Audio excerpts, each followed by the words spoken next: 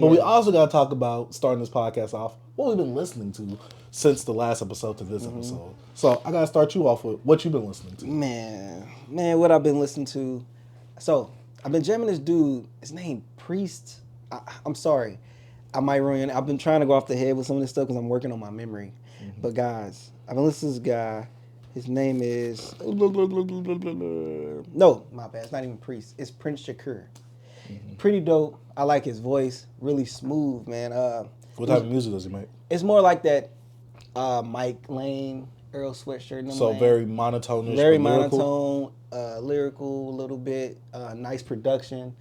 His voice sounds really good on some of these beats. I love the production he raps over. And it was a recommendation from a guy I follow on Twitter. Like, he was putting out like recommendations of artists and stuff. And then I was looking, I'm like, oh, I know a good amount of these artists, but I never heard of this guy. Checking him out. Pretty cool, bro. He put out this album. I don't want to make it play, but let me go real quick. Dang, why I turn down my brightness? I'm tripping, bro. I'm tripping. Oh, my bad. Fair use, fair use. Fair use, fair use, fair use. He put out an album called Realist. I can't say that loud. This boy can't. What, you can't read, or was a word you couldn't say? I don't want to say it. Oh, okay. It's a single, bro, but it has a few tracks on it. It's called Realest Niggas Alive. Oh, okay. Oh, that's not bad. I thought it was something way worse. Nah, it's not. I just don't like saying the nigga word, you know? Oh, you just said it again. My bad, bro. But yeah, that's one track one guy I've been listening to. What about you, bro? Oh, I got a few things I've been listening to. I got more, but I want to let you bounce. All right. I don't want to just spat. All right. First thing I guess I want to talk about is Fishscale. This is my third Ghostface Killah album I listened to, and I gotta say, at first I was a bit shaky because I was like, this is a different era. This is Ghostface. Supreme Clientele's heat, Iron Man's heat. But I'm like, what Fishscale 06. I think around that time. Yeah, 06. I'm not specific with the dates itself. But I was like, all right, this is like in the bling era. I'm like, what is Ghostface gonna do on this album? I think the first song, it didn't really get me like that, or the second song, I forget.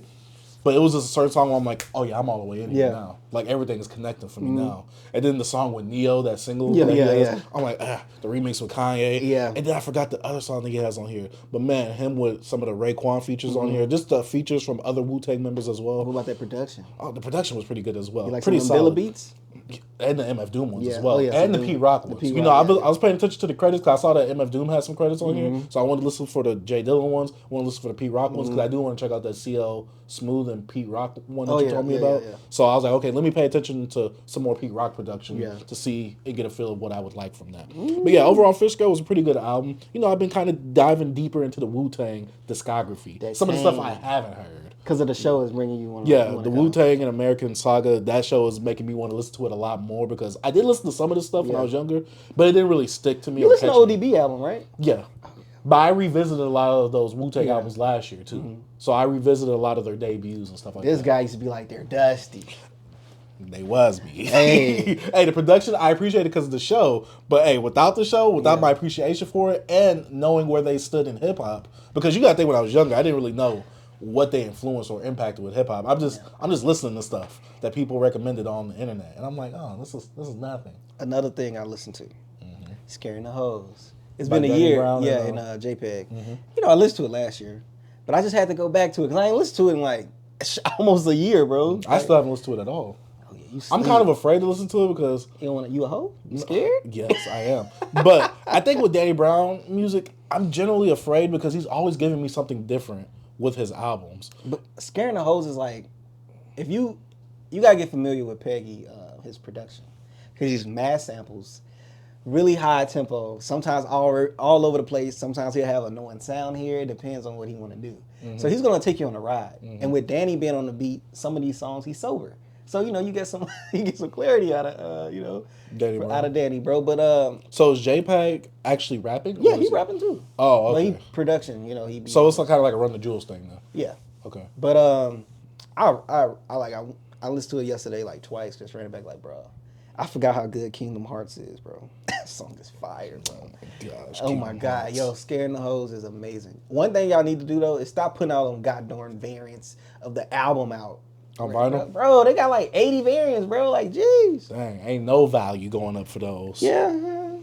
But would you recommend scaring the H words? Yeah, I recommend scaring the hoes, bro. You know what I'm saying? I scare them. Hey, when I play this around my girl, she anytime I play Danny Brown, but she loves watching this. She'll watch this podcast with me. Yeah, but I think he's a really good personality. But I also think he's a good rapper as well. Like I'm not gonna slight that, but I think his music is more of an acquired taste. I'll say that. It is. He said it was funny because I listened to the episode with him and JPEG on there. Mm-hmm. He said he felt like JPEG was going to take his job. He was like, I got to get another job. Like, he was just saying how he's me. You know what I'm saying? And then I was like, yo, that's true though. He's a Danny Brown baby, bro. See, I didn't know that. I do want to get a bit more into the JPEG's discography a bit, so I think I might touch upon that this year. I think that's, all right. I'm going to give you albums. I still need to make my list of albums I want you to listen to, and we're going to come here and discuss them. Oh, I'm going to talk about 2 albums on here today that we got to discuss. Let's get into it. All right. I'm not going to get into it right now. Okay. I'm going to get to these right here, though. So I did listen to Starboy for the first time. This was the last album I needed to listen to actually catch up to Weeknd's discography, so I've listened to everything at this point. What you think? All over the place? It's definitely all over the place. It's a lot of tracks. Like my friend Matt said from my Discord, it has that. He said that mainstream sound, and at first I'm like, I can't describe it as that, but then I'm like, yeah, I give it the mainstream sound because it's very radio friendly, it's very party friendly, it's very. You can play this at any time, and you'll get a vibe, and you'll you want to turn up. You get what I'm saying? Starboy isn't a bad album. It definitely has some cuts on there, but I can say that it's definitely his weakest project because it's all over the place. There's no structure. How many tracks on that joint? It's like over an hour, I think. And so to me, it kind of dragged a bit. And then I think this is, I don't want to say like this is some of Weeknd's like worst writing because he has some pretty corny bars on here at times. Which I don't need the best bars from Weeknd because he is a singer. But also there's just some lines where he said one and it just stuck out to me, and I'm like, I don't like that one. But yeah, there are some jams on here. 18. Yeah, it felt like 18. Trust me. Hour and 8 minutes, bro.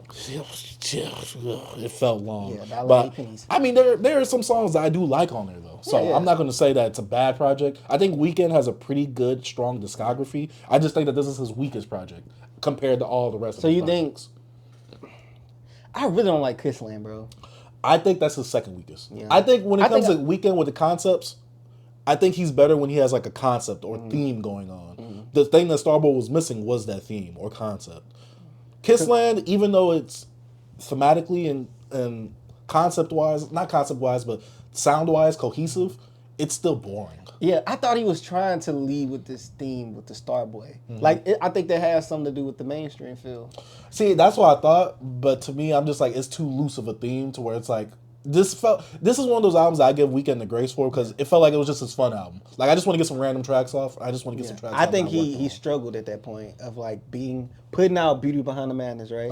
Which was a huge album. It had that one song off of 50 Shades of Grey. Right, it had big tracks on there, but it was Weeknd being in his dark. You know, it was a dark album, the content, but it still was like this big pop album. So I think it put him in a different lane. So with Starboy, he was like, I need this hit, and then he kind of probably struggled with what type of content he should put out because he was trying to change up like his look a little bit. So I think that was like the album that's, you know, when the artist is like trying to see where they can They're trying to find themselves. Because I feel like he went to a big stardom at that point. Yeah, no, he shot up. Yeah, he shot up like crazy after that. Trilogy was cool. Kissland kind of brought him down a little bit. I don't want to say like that, but it kind of brought him back. Yeah. Because no one was checking for Kissland. But Beauty Behind the Madness. Yeah, because like that Kissland was like that. Oh yeah, Weeknd put out his like debut pretty much, and it's like okay, fans that knew him. But then when Beauty Behind the Madness came out, that was like that. That was the album that took him off. So I feel like when he got into Starboy, it was like that. Oh, should I stick to this lane or now more pop? Should I? You know what I mean? Because in all those songs, like you said, it's kind of was all over the place. Because you still has tracks like Reminder. Like that's one song that's probably the only song I really go back to off the album. I like Starboy. Starboy, it's the biggest song I think on the album. Right? That or that last track that's on there. Which one? I forgot the name of it, but it also has Daft Punk on there as well. Oh, Feel It Coming? I think that's the one where it has like a pop like. It's not Die For You? Am I bugging? The one with Daft Punk on it. Yeah, okay. I feel it coming. Yeah, you're right. So I think it was one of them too. But I mean, there's plenty of songs that I'll go back to. I just don't think I would re-listen to this album as a whole. Like, this album definitely isn't one where I got an experience from it compared to other Weeknd projects. I will say that. So that's why I think it's on the weaker side of his discography. Yeah, dang, I forgot Sidewalk was on there with him and Kendrick. Oh yeah, that song was cool. Yeah, I like the theme. Yeah. I like the theme and I like the idea behind it. But I mean, I don't know. Sometimes when it comes to Weeknd, I don't know what it is, especially since I listen to his newer projects now. I like that Weeknd a lot more than this Weeknd. And I get it. He's trying to kind of dabble into the rap scene too, but... Yeah, and I actually never went back to actually see what his thought process, if he did any, like, I guess, interviews or, you know, talk to any magazine, publishers or whatever I'm saying. I probably said that. I know media outlets. Media outlets about, like, what was his concept of the album or his space. Because I'm just going by what I thought. Yeah. I'm a Starboy. It kind of just seemed like, oh, I'm trying to be I'm a star now. And I think he put, like, a comic book out with that project as well. That sounds familiar, but I'm not sure. So I can't really, you know. I don't know. It's kind of a blurry time, to be honest with you. Yeah, this was definitely a meh in his catalog in terms of like where he was stardom wise. But After Hours obviously shot him up. My Dear Melancholy brought back the hype for him as well. So man. Yeah, I remember My Dear Melancholy. That was nice. But did you have another album that you listened to? Oh, my bad. Oh yeah, bro. I was listening to... I actually added a lot of stuff from this... remember the playlist I was making up? So it's kind of messing up what I was jamming. So let me get all the way back there. Also, down in the description down below, check out the playlist. You're putting people on to stuff that, you know, people generally wouldn't know. Go ahead, check out that playlist down in the description down below. We have all types of playlists. Album I played twice. The SiR Heavy album. Oh, that's the newest one, right? I wanted to check that out, but I was so busy this weekend with other stuff. Oh, man, but I do want to check that out. SiR got some tracks on it. Bro, you never disappoint me, man. Keep putting out that heat, bro. I'm telling you, bro. It's R&B, right? Yeah. Okay, SiR, hey, man. You never really listened to SiR? I never really listened to him on his own. I've always heard him on, like, you know, Black Hippie members stuff. Yeah, bro, you should check out his albums, bro. I think the last thing I heard him on was like a J-Rock song. He don't put out no bad albums, in my opinion. Okay, and another artist I want to talk about. This is a little different, a little left field. Skrilla. I've heard of him because he has some video that's going viral right now. Peep it. So Skrilla, right? He always pops up in my algorithm, right? I finally clicked. I like it. Is that another 4-back situation? Nah, Just good marketing behind the video? So that video had nothing to do with it. But I saw the video. Like, I peeped him out before that video popped up. Because he always popped in my algorithm. But... He got a project called Underworld, bro. He put it out in February. Fire. What genre? He's rap, but he's a mixture of like some like, when you put him in the category of like a trap rap, but he also like, he talk about, you know, choppers and, you know, robbing and doing this, but he also very menacing. And the production he raps over is very, like, it fits the, like, look at this album cover. It's like it's very menacing. Some of the beats, and he got a track with G Herbo. Oh my God, G Herbo was on there spitting, and then they had a part like the third verse. They were going back and forth. I'm like, hold up, bro.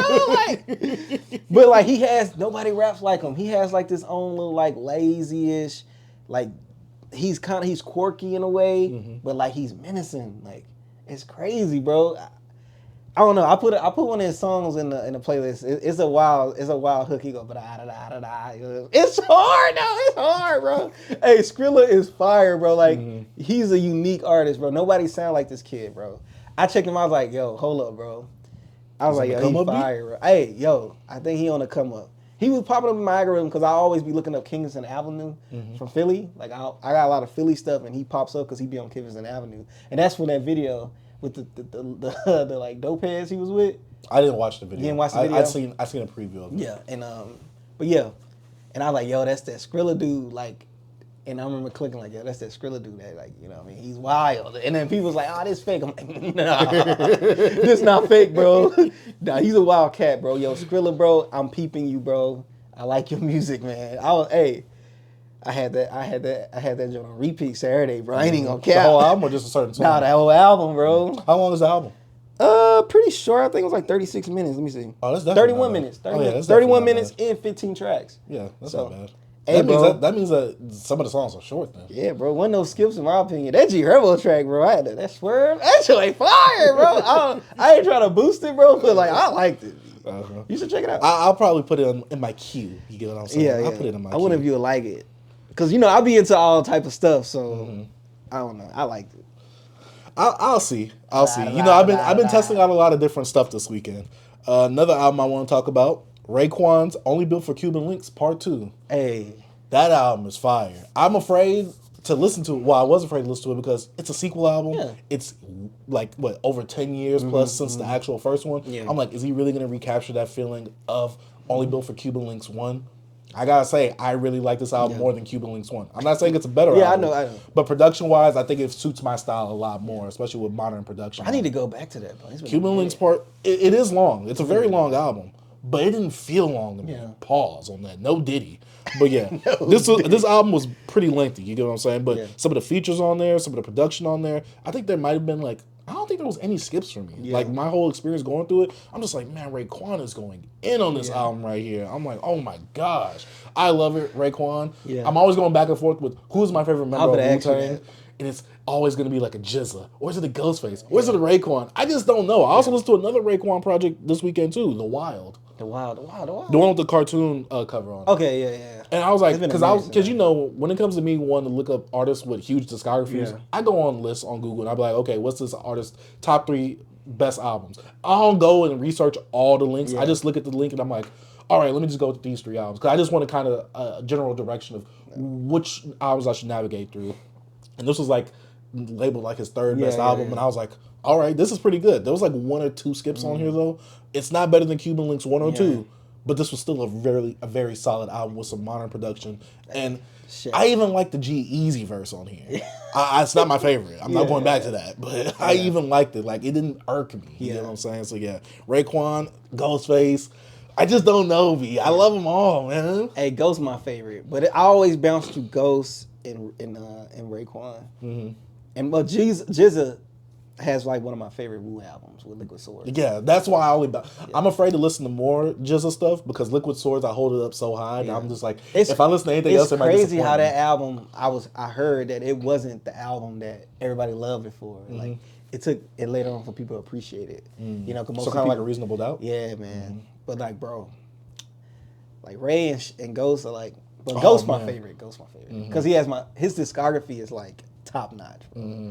And he got so much. You gotta when you get later down and get the stuff, the work he did with like Adrian Young. Mm-hmm. Oh my god, Ghost is just beast. Bro. I'm ready to get more into his discography. That's what attracts me to him a lot because of his voice and his delivery and his energy. And his Bad Bad Not Good project is pretty dope. It was in my playlist. I've seen that. Is that the one where he has like the flag? The black, flag. He got some tracks on that joint too. I looked at it. I'm like, should I check that one out? I'm like, I don't know. I'm gonna get through these albums. And it's not long. It's like something real quick they did. Mm-hmm. Bad Bad Not Good. Man, I used to love them guys. They still great. I don't even know who they are. They a band. They based out in Canada, but they really amazing. It's a new band out called I think OMA or whatever. Mm-hmm. They pretty dope too. They do like remixes and stuff with like Dilla stuff, MF Doom stuff. It's pretty dope. Just check it out, man. I mean, I will. I'm going through this whole music renaissance of me just wanting to experience and re-experience newer stuff. Man pushing 30 and now want to experiment. Hey, shut up. Hey, I was born in the South. I love my Southern music. From the South too. You know what I'm saying? Boy, you don't act like it. Boy, I act like a New Yorker. Hey, bro. You talking about me? I meant you like a New York hip hop. I know. I still haven't checked this album out. Tierra Whack. I forgot. Oh, yeah. You were supposed to check it out last Yeah, I'm going to check it out, bro. I forgot. But still on my stuff, though. Do you have anything else that you listen to? Anything I still got more stuff that I listen to. Man, it's some older stuff, bro. Not really. Nothing new, man. Nah. Nothing that you really want to talk about? Nah. Well, I got a few albums. All right, what you got? Yeah. I went through one of your recommendations because we was talking about Cushion OJ 2 coming out the other day and how like I don't want him to necessarily recapture that sound of Cushion OJ 1. So you said the album or project with Sledger and Cardo Wings. Wiz Got Wings. Listen to it. That album is amazing. It's not bad. It's amazing. Yeah. It's amazing for Wiz. I'm not gonna say it's the best thing ever. I know, but it's still a really good project. Yeah. Like I'm running back to songs on that every single day. Like there's a song on there. There's a Currency feature. Yeah. I think it's like 2 from TV or something like that. Then the song right after that. Oh man, you know what? You want to know what made me want to listen to that album? Because the cover was hard to me. That cover is hard. I was like, that cover hard. I was like, hold up, I'm listening to this when it drops. I do think that there's some product placement with him always talking about some alcohol on here. I don't know what it's called, but it's probably his alcohol. Because he got his. I didn't know he had alcohol. I didn't know that. So he refers to that like alcohol every single song. That came out. What was that? What year was that? I think this was 2020 or 2021. It was from around there, bro. It's been a minute since I heard it, bro. I'm gonna to go back. So I remember it was okay though. I remember. No, it's good. Yeah. It might be one of my favorite Wiz projects. Oh dang! Because to me. Like, it captures what I want from Wiz, and it's not no whack beats. Like, I mean, this is... It's Sledger and Ricardo. Yeah. I can easily say that this is better than Rolling Papers 1. Because like I told you, I revisited some of his stuff back last year. But like Taylor Allderdice is better than that? Yeah, I'm revisiting some of Wiz's discography now. Like I listened to Taylor Allderdice this weekend. Still fire. To me, it's my favorite project. That should have been an album. I wish. That would have been a really good album. I don't think that it would have hit with the mainstream audience that he had like accrued with Rolling Papers. I think to me that's such a like weirder sound, kind of more adjacent to Cushion OJ than Taylor Allderdice. And then like Rolling Papers had more of a commercial sound to it. Mm-hmm. But like with Taylor Allderdice, it had like his theme that he wanted to do. You know, he had his interview he was doing with Ron Markman, and it was like Taylor Allderdice's name of his school. You know, it was just like this stuff he was talking about. And it was that. What's that one song with him and Juicy J? There's a song fire at night. You roll it up. No. The Code. The Code. No. Is the Code the one that's TGOD and B. Nah, bro, that one is like... It's like the second to last when song. When the come on, I'm spending money. That's my favorite song. I love that song. That's my favorite song. Yeah, that's the name of it. That's the name of it. My when the song song comes on, I'm spending money. I love the production on that song. I'm glad that they didn't change it, bro. Because I was so scared. Because I'm like, that's a sample in there. I'm like, and then California's on there. Yeah, the song with him and Amber Rose and Rick Ross. Oh yeah, Ice. Is it some... Amber Ice? I think so, something like that. Yeah.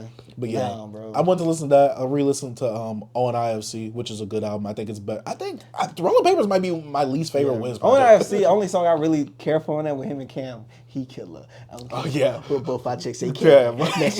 Next chapter. I thought my favorite song on there is Bluffin'. It's like the third track on there. It's like a super chill fire. song with Yeah. I remember that's like my favorite track on there, just because that's like the third track, right? Yeah. Just the way the bass hits on there. And I used to love that cover. That was a really good. Oh yeah, that's a hard cover too. Yeah, that cover is hard. Yeah. But another project I listened to, I did listen to For Your Eyes Only, J. Cole's, I believe, fourth project. We'll talk a bit about J. Cole later on in this podcast, because we're going to talk about it in the discussion section. But I will say I re-listened and listened to twice all of J. Cole's albums and his discography. We'll talk about that later on. But I did listen to For Your Eyes Only for the first time last week.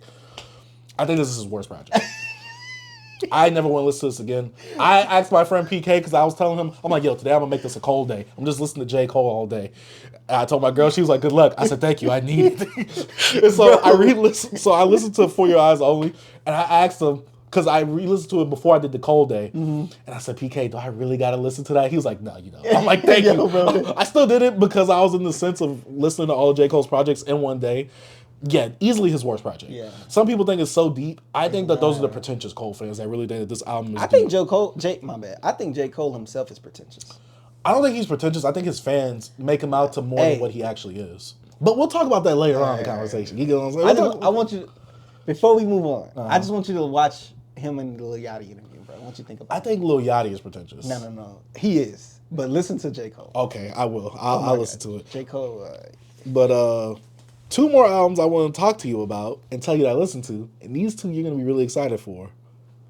The Alchemist and Boldy James, Bo Jackson, and The Price of Tea in China. Hey, amazing. Hey, bro. Amazing. Which one you like better, bro? Oh, don't do that to me. Bro, The Price of Tea in China is insane, bro. I think, because I listened to Deluxe Edition. Yeah. Oh, yeah, Oh, man, some of his rapping. Well, not some. All of his rapping. Some of the features he gets on there. I'm like, yo, I think I need a Boldy James, Alchemist, and Benny the Butcher album. Like I got a Freddie and Currency. And that Alchemist would be a little cooler EP. I would love something like that. Oh my gosh, but Boldy James on here. Oh Boldy man, fire, bro. He's just such a chill dude that just talks about selling drugs. And, being in the hood. But he sounds so cool. He sounds cool, calm, collected. And he rhymes so well. And if you want to go into like something that's introspective and something that's musically like, try his Manage and McNichols. That's a project it was a project he worked on, like it's old, but it's with this producer called Sterling Tolles. I think they actually use live instrumentation for this project. He even have a Young Dage Loaf before she even popped off on it, because it's back in the day. Check that out. It's Boldy really getting into like his upbringing, his relationship with his mom. It's a beautiful album, bro. It's probably his best piece of work. Oh. No, for real. Oh. Like, if you want to go like, yo, it's his best work. And it's old, too? It's old. Like it's old in terms of when he started it. Yeah. Not like old. But he been putting out music for years. Yeah. Because I think I found out about him in 2013, something like that. Yeah. I will say that this whole Alchemist like binge that I've been going on. That boy's amazing. Bro. I think to me, he's like the gateway producer for me to want to get into somebody's music because, like I said, the Rock Marciano, I really enjoyed that project. Yeah. I really want to go re-listen to Rare Chandeliers by Action Bronson because when I listened to it when I was younger, when it first came out, you didn't like it? It's not that I didn't like it. It's just like I wasn't really like on Action Bronson like that. So, but I was just something for me to listen to. That Blue Chips by Action, bro. That first track with him and Rock. Oh my God, bro, I was hooked. Alchemist, to me, he could do no wrong right now. Okay. He does have an album that he's supposed to be coming out with, Ski Mask and Slump God. Oh, yeah, I saw that. I'm not sure how that's going to sound, especially since a lot of people that I've been listening to with Alchemist, they kind of like some hardcore drug dealers. I feel like they'll pistol whip me if I say something wrong to them. You get what I'm saying? Yeah, but Ski Mask, he has an ability to rap. I'm not going to say he doesn't. He can't rap. I enjoy Ski Mask and Slump God. I don't think I listened to his last album, but I've enjoyed a lot of his projects. It's just going to be so weird with those two clashing styles and musically. I think it's going to be great. I think they really gonna do something special, bro. I think it's gonna be different. I think it's gonna be good. Cause look, you gotta think, Currency's not a spitter, like not a drug dealer. Earl, he got some stuff with Malvi. He got some stuff with Max on it on that little project he put out. I forgot the name of those. He put out 2 of them, but he had like all the upcoming. He had Mike on that joint. He had all like the upcoming guys. What was the name of that? I don't know. You keep going. I'm gonna look at that. But when it comes to Alchemist production, like I said, he's like that producer that he's a gateway for me to get into other artists. I do want to listen to some more of projects that he did produce. I really want like an Alfredo 2 or something. But hey, Alchemist got me to like Currency with that Covert Coup. You bugging off there. That album is amazing for Currency. Yeah. I mean, production wise, the Things of Ours. This Thing of Ours. He put that out, what was that, 2021. And he had like all the upcoming guys. He had Navy on there, Sideshow, Pink's, Seafood, Earl, Maxo, yeah. So basically the younger generation just on his production. Yeah, he had some guys that, bro. Fire. That track he got with Mavi though, have you listened to Mavi yet? Young kid, bro. Dope. I've heard of him though. Yeah, he dope, bro. But yeah, and last thing, I guess, we're not going to really talk about it because we already have an episode up on the podcast. So if you want to check that out, go ahead, just check it out down in the description down below. We'll leave it there. But We Don't Trust You by Future and Metro Boomin. You know, it's been a whole weekend since it's passed, and I haven't went back to it. But we did listen to it since between last podcast and this podcast. Yeah. I went back to one song. I cannot think of the name of it, but I was like, yo, this song kind of fire. It didn't hit me the first time. It's the one when he's like, talking about diamonds or something. Princess Diana or Cinderella or something like that? I think so. I was like, hell, this kind of fire. I could be that. Man, I don't remember. You haven't been back to the album? Nah, because I've been listening to other stuff. Yeah. Like, come on. I went to go listen to Boldy James. Come on. Boldy fire. But if that's it, if you haven't listened to anything else, we can move on to the next news topics. I just want to find that song. It wasn't. Yeah, I think it's Magic Don 1. Oh, that song is hard. That song is hard. Yeah, I was like, hold up. Then the Princess Diana is the second part of it, right? Yeah. I was like, how did I miss this? Yeah, that's a track. That was pretty cool. Yeah. But yeah. All right, but that's what we've been listening to since the last episode. Let's go ahead and get into